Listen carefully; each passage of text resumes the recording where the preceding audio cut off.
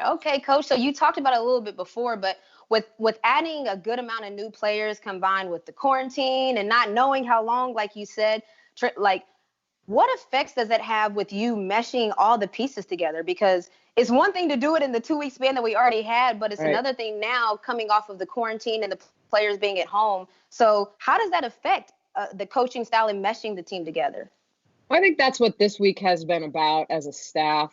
We did a full staff Zoom down to strength and conditioning and trainer and all of that to kind of start walking through what that can look like. And certainly at a time, where we've got to get, player buy-in in a lot of ways of how are we going to do this? How are we going to be creative about creating some chemistry, whether it's through fun activities, whether it's, we have ideas about sending everybody a canvas and having Patty, Mike's wife, our assistant, lead a painting type thing, just finding ways to connect you guys, finding ways to, do small group stuff and get the rookies up to speed on terminology so that, as a coach, we all know everyone's going to be behind, and I think when you do the math, you'll see that the average team in this league is going to have a turnover between 4 and 5 players on their roster. On a 12-player roster, that means there's actually a lot of changes, that's a third across of the team. the league. Yeah. So I think everybody's a little bit in that situation. Certainly some people's cores are still more intact.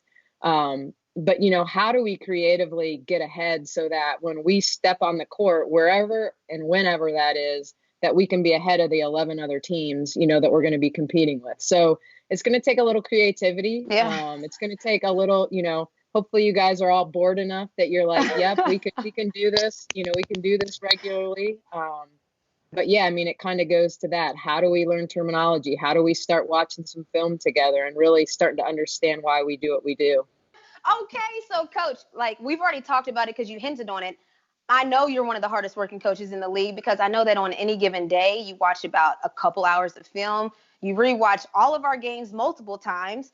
And not to mention, I want to add that you're one of the few female head coaches in the WNBA. So I don't want you to give away too many secrets, but talk about what style of play you see for our team. Like, how do you see us playing, especially with the new additions like Hollywood? Just talk about the new look that we'll have going on in the Dream. Come on, Hollywood, talk about it. But first of all, Kennedy, you don't know this, but Renee gives everybody a nickname. And I don't know that your nickname's going to stay Hollywood. Like, that's funny. No, it's funny she already called me that, and that's why I was laughing. I knew that wasn't going to stick. A new one's coming. I don't know. Brooke something. Listen, I'm really into the nicknames things, and I like them to be personalized for me. So Hollywood seems like it's for everybody, and I don't really want what's for everybody. Okay. I like that though. A nickname for you from me personally. But yeah, coach, talk to us about, we got Hollywood now. We got different looks. So just talk about what should the fans expect to see from the Dream?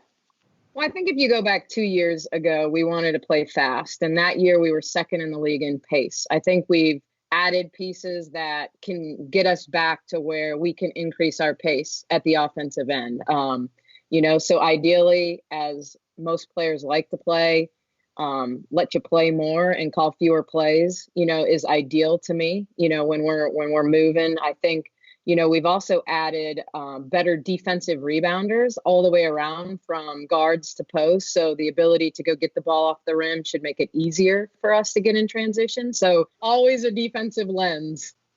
Always. Okay. We're going to do that one drill, the closeout drill. It's going to happen every practice. She's about that life. But last question. All right. Last question.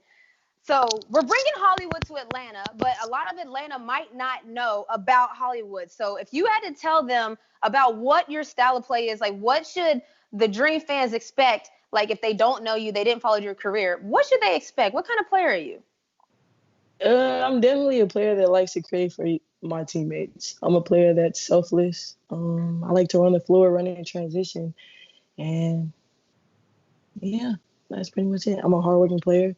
And I want to compete, and I'm definitely want to play for a championship. I'm playing away every night. Okay, I like that. So she's going to work hard. I'm going to spot up in the corner if you driving, okay? Right on. Listen, I'm going to be ready. Your shot. Touch the paint. I'm going to be ready just like this. Do That's your thing. Sweet spot. I need to Listen, know it no, now. but that's like my sweet spot is the corner, the wings. Okay, I'm a slot shooter, but I do know that the corners just happen to always be open, so I'm gonna be there if you need me. Okay.